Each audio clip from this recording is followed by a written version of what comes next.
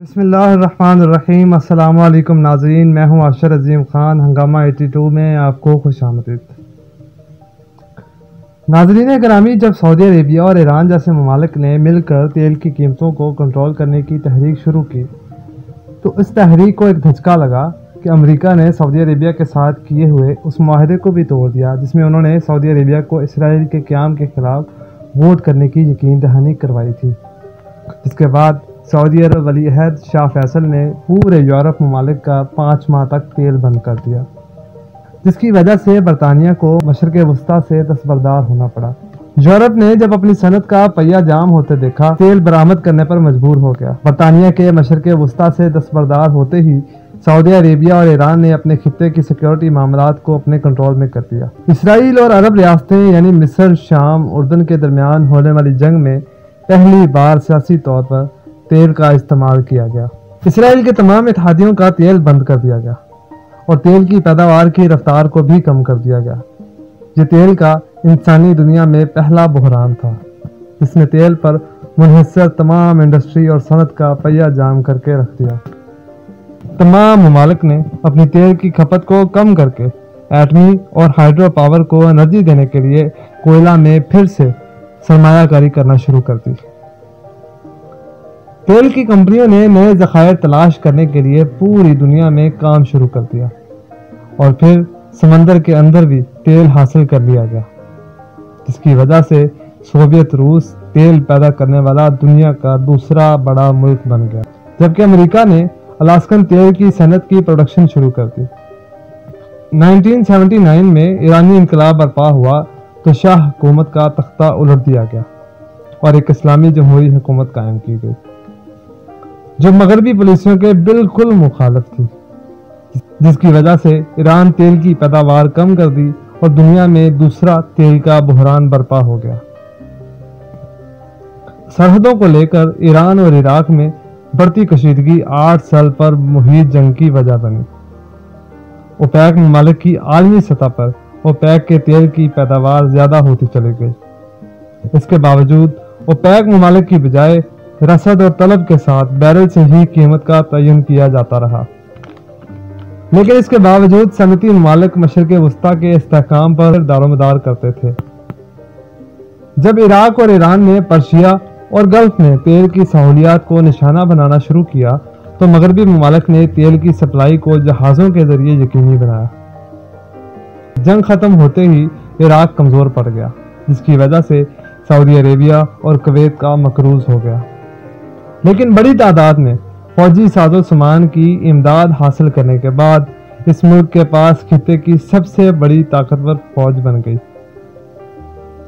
عراق نے طاقتور فوج حاصل کرتے ہی ایک سرحدی تنازع کا فائدہ اٹھا کر کویت پر حملہ کرنے کے لیے صورتحال کا فائدہ اٹھایا۔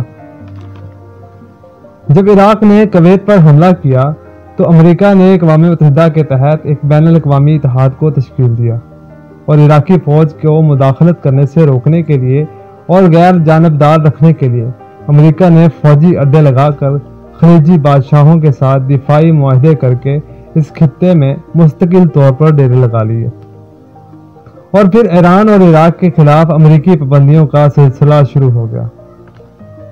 سعودی عرب تیل کی مارکیٹ کو پھر سے کیپچر کرنا چاہتا تھا۔ اس ملک کے پاس دنیا میں تیل کے سب سے بڑے ذخائر موجود تھے۔ نئی سرمایہ کاری نے تیل کی صنعت کو پھر سے زندہ کر دیا، لیکن تیل کی قیمتیں زیادہ ہونے کی بجائے کم ہو چکی تھیں، جس کی وجہ سے بہت سی تیل کی کمپنیوں کو نقصان پہنچ رہا تھا۔ تو تمام تیل کی کمپنیوں نے مل کر 1998 میں ایک فوج کو اکٹھا کرنا شروع کیا۔ اس دور میں 6 نئی کمپنیاں تعمیر ہوئیں جو دنیا کی سب سے امیر اور سب سے زیادہ اثر و رسوخ رکھنے والی کمپنیاں بنیں۔ امریکہ کی سعودی عرب میں موجودگی نے تشویشناک صورتحال پیدا کرنی شروع کر دی، کیونکہ لوگ اسرائیلی اتحادی کو اپنی زمین پر پناہ گزیر نہیں دیکھنا چاہتے تھے۔ کچھ لوگ تو ایران اور عراق پر لگائی جانے والی پابندیوں پر بھی سوال اٹھا رہے تھے۔ جب 9/11 کا حادثہ پیش آیا تو اس کے بعد امریکہ نے تیل پیدا کرنے والے ممالک کو کمزور کرنے کے لیے اربوں کے تیل پر انحصار کم کر کے نئے وسائل کی تلاش شروع کر دی۔ امریکہ نے جھوٹے الزامات لگا کر UN کی مدد سے عراق پر حملہ کر دیا اور پورے عراق سے حاصل ہونے والے تیل پر اپنا کنٹرول حاصل کر لیا، جبکہ ایران نے اس بات کا فائدہ اٹھاتے ہوئے اپنا تیل ایشیائی ممالک یعنی چین، ہندوستان، پاکستان کے لیے کھول دیا۔ یہ بات بالکل سچ ہے کہ دنیا میں تیل کی وافر فراہمی کسی بھی ملک کی معیشت میں اہم کردار ادا کرتی ہے، لیکن 2008 کے مالی بحران کی وجہ سے قیمتوں میں زبردست کمی واقع ہو گئی۔ وینزویلا نے دنیا کا سب سے زیادہ تیل کو ذخیرہ کرنے کا اعلان کر دیا۔ یہ ملک سعودی عربیہ سے بھی آگے نکل چکا تھا، جس کی وجہ سے تیل کی دنیا میں طلب بڑھتی چلی گئی اور تیل مارکیٹ پھر سے بوسٹ کرنے لگی۔ پیٹرولیم کا غیر روایتی استحصال، اس کے پمپنگ میں دشواری کے باوجود یہ منافع بخش کاروبار بنتا چلا جا رہا تھا۔ کینیڈا اور وینزویلا میں تیل کی کمپنیاں تیل کے بڑے ذخائر کے استحصال پر انحصار کرتی تھیں، لیکن ان ممالک سے حاصل ہونے والا تیل بہت موٹا ہوتا تھا، جسے ایک خاص قسم کی ٹیکنیک سے استعمال کے قابل بنایا جاتا تھا۔ اس ٹیکنالوجی کو فریکنگ ٹیکنالوجی کہا جاتا تھا۔ لیکن جب امریکہ نے تمام عرب ممالک کے تیل پر اپنا انحصار کم کر دیا، تیل پیدا کرنے والے تمام ممالک کو بہت زیادہ نقصان سے دوچار ہونا پڑا۔ گلف اور میکسیکو میں گہرے ذخائر کے استحصال اور دنیا کے گہرے ترین یورو ہول کو ناکام بنانے کی کوشش بھی ناکام ہو گئی۔ امریکہ میں بھی اب ایسے متعدد ذخائر دریافت ہونے لگے تھے، جس کی وجہ سے اس ملک کی پیداوار بڑھتی چلی جا رہی تھی اور امریکہ دنیا کا سب سے زیادہ تیل استعمال کرنے والا ملک بن گیا۔ اس نے اپنے اتحادی سعودی عرب کو ناخوش کر کے تیل کی قیمتیں گرا کر کم کر دی، جس کی وجہ سے سعودی عربیہ کو بہت زیادہ نقصان اٹھانا پڑا۔ لیکن سعودی عربیہ نے مارکیٹ میں تیل کم کر دیا، جس کی وجہ سے بیرل کی قیمت میں اضافہ ہو گیا، یعنی سپلائی کو کم کر دیا اور مارکیٹ میں ڈیمانڈ بڑھتی چلی گئی، جبکہ تیل موجود ہی نہیں تھا۔ تو ظاہر سی بات ہے تیل کی پرائسیں خود بخود بوسٹ کرتی چلی جا رہی تھی۔ امریکہ اس دور میں 100 ملین بیرل تک تیل کی کھپت کرتا تھا۔ امریکہ کے سمندری شعبے میں امریکہ کا بھاری جہازوں کے انجن چلانے کے لیے بہت زیادہ تیل کا استعمال کیا جا رہا تھا۔ یہ جو ڈیزل سمندری جہازوں کو چلانے کے لیے استعمال کیا جاتا تھا، اس میں 3500 گنا زیادہ سلفر موجود ہوتا تھا۔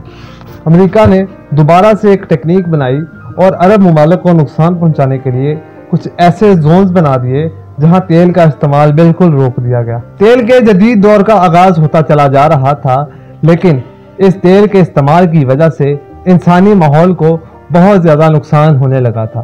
لیکن دوسری طرف اوپیک ممالک دوسرے ممالک کے ساتھ مل کر تیل کی قیمتیں بڑھانے کی پوری کوشش کر رہے تھے۔ اس میں روس واضح طور پر شامل تھا، کیونکہ روس تیل پیدا کرنے والا اس وقت دنیا کا دوسرا بڑا ملک تھا۔ اب اگر حالات دیکھے جائیں تو حالات یہ ہیں کہ IPCC کے ماہرین ماحولیات میں خطرے کی گھنٹی بجا رہے ہیں، سلفر کاربن ڈائی آکسائیڈ کے استعمال کو کم کرنے کے مشورے دے رہے ہیں۔ پوری دنیا میں اگر دیکھا جائے تو فی الحال اتنا تیل کا ذخیرہ موجود ہے کہ اگلے 50 سال تک تیل کا استعمال کیا جا سکتا ہے۔ تیل کے استعمال میں کمی ہونے کے بعد اب سعودی عرب دوسری چیزوں میں سرمایہ کاری کرنے کی کوشش کر رہا ہے۔ 2019-20 میں آنے والی وبا جو کرونا کے نام سے مشہور ہوئی، اس کی وجہ سے تیل کی قیمتیں -$20 بیرل تک پہنچ گئی، جس کی وجہ سے تمام تیل پیدا کرنے والے ممالک کی معیشت کو بہت بڑا دھچکا لگا۔ 2018 کے بعد سے امریکہ کی ایران پر پابندیوں کی وجہ سے بہت زیادہ نقصان اٹھانا پڑ رہا تھا۔ امریکہ کا اصل مقصد ایران کی معیشت کو دبانا تھا تاکہ وہ سیاسی عدم استحکام کی وجہ سے ایران کی برآمدات متاثر ہوتی رہیں اور ایران دوسرے ممالک تک اپنا تیل نہ پہنچا سکے۔ ایران پر پابندیوں کی وجہ سے روس اور چائنا نے پورا فائدہ اٹھایا۔ تیل کی کمپنیاں طاقتور ترین اداروں میں اپنی ڈھونس جمائے بیٹھ چکی تھیں۔ 2017 کے مطابق ان میں سے 5 کمپنیاں دنیا کی ٹاپ 10 کمپنیوں کی فہرست میں شامل ہو چکی تھیں۔ اگر آپ کو یہ ویڈیو پسند آئی تو ہمارے چینل کو سبسکرائب کر دیجیے گا اور ویڈیو کو لائک کرنا مت بھولیے گا، کیونکہ ہم آپ کے لیے لائیں گے وہ تمام انفارمیشن جو مکمل ریسرچ پر منحصر ہوگی۔